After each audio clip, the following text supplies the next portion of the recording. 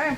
I cannot express to you how many times people have told me, oh, Mexican, Mexican this, Mexican that, and I have to tell them, no, I'm not Mexican, and then they're like, oh my God, what are you? And I'm like, I'm Guatemalan, and they're like, what is that? Same thing. And so today I will be talking about how Guatemala is not the same thing as Mexico. To start off, I want to present a slideshow of pictures that I took while I went to Guatemala. So this is the volcano Tecomuro, and that volcano is where my mom is from, and that was my grandparents' house. You skipped one, I'm sorry. This one is the volcano de Agua, and it just spits out water, and it's by the city. You skipped again. It's not working. Okay, whatever. And then that's just like the road and mountains. And this was a candy shop in the former capital city of Guatemala from whenever the Spaniards conquered Guatemala. That was the inside of the candy shop. And right here we were in the park in the city, and the indigenous people came and they make bracelets by hand, and they're like, hey, what's your name? And so then I told them my name, and they're like, okay, we can make the bracelet right now for you. And I was like, okay. And so then right there, it's a picture of us watching them as she made the bracelet with my name. Oh, wow. Yeah.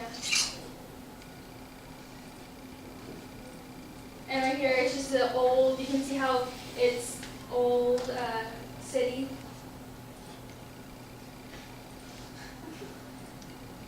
And that's called a tuk-tuk, and it's like a motorcycle, but it has all this covering over it, and that's like the taxis of the old city.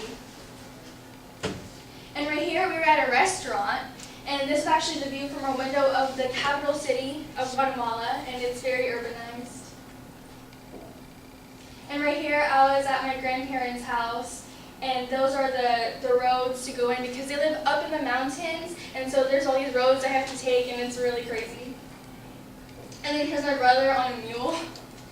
That's so cute. And right here we went to this resort in the southern Guatemala, and there's different types of hotel themes, and then there's tons and tons, but my family, we stayed in a little cabin just for us, and this is a big old tree that we were standing by.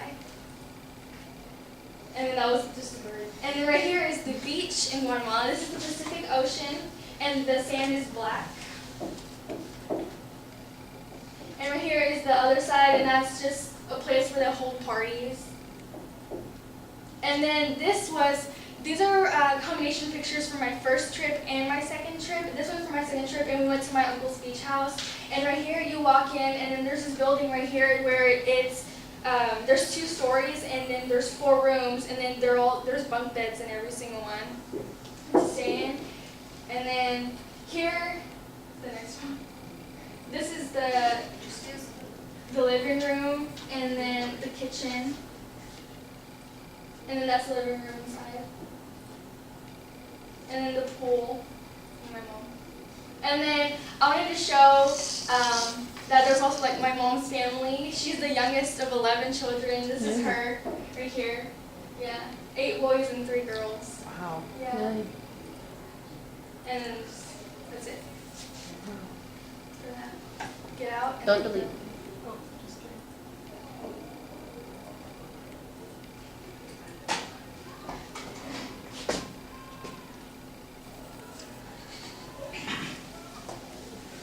It's all the way over there.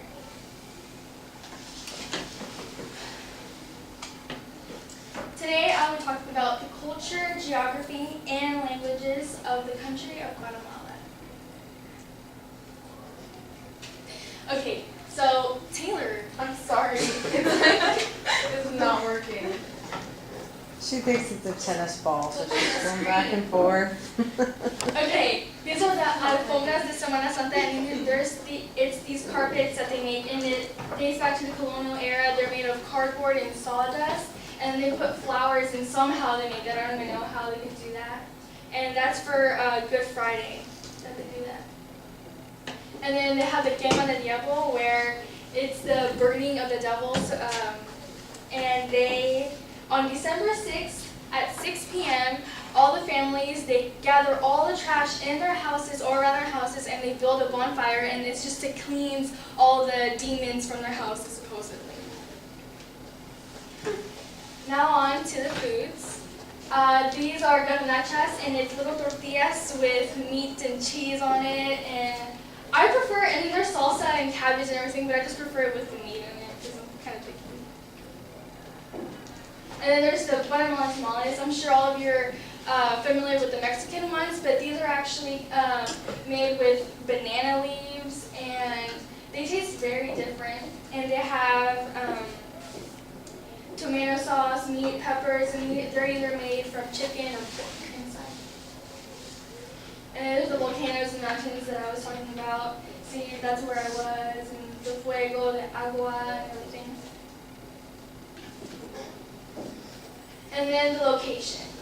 In my audience analysis, all of you had heard of it supposedly, but over half of you didn't know where it was. So it is in relation to the United States. It's right here, so here's Mexico, and then next to it is Belize, and Belize was actually part of Guatemala, but then they gained their independence, and that's actually English speaking right here. And then Honduras and El Salvador. So it's really little.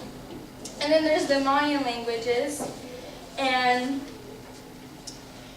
these are mostly people in the north from the old Mayan civilization, and they still exist. But from where I'm from and my family is from, it's from the south, so it's more of a mix with from people from Spain, so we don't really look like those indigenous people from up north. And then Southern speak is what my parents usually talk. And so in English, you would say, for example, si tú pones la comida en la mesa, if you put food on the table, that's how Mexicans would say it. But in Guatemala, they would say, si vos pones la comida en la mesa. So it's completely different from Mexico. And then there's a bunch of different specialty words that Mexico people don't say. Mexicans. Okay. Mexico people. Yo, Mexico people. So in Mexico, they would say escuincle for kid, and in Guatemala, we say patojo. And then we say, oh, qué chulo, oh, how pretty, or tú eres chulo, you're good looking. Cantineo, that's flirting or falling in love. Like my parents, they always tell my brother, oh, vas a cantinear. And it's like, oh, you're going to go flirt with that girl. And then he gets mad. He's like, no.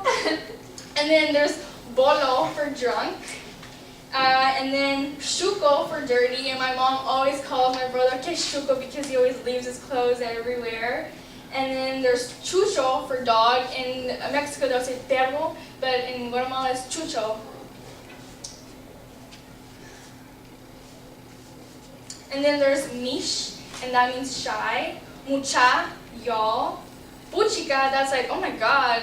Or like, I don't know, my parents, they say it a lot, and it makes me laugh really hard, and it's really funny to me. And then sho for shut up. They just kind of took like shut up and then just put it into one syllable, sho. Oh yeah. So today I spoke about the culture, geography, and languages of Guatemala to show you that it is not the same thing as Mexico. I hope that you guys will not be ignorant like most Americans and assume that everybody that has dark skin and speaks Spanish is from Mexico, because not everybody is. Like 9 times out of 10, people will not be. Thank you. Excellent.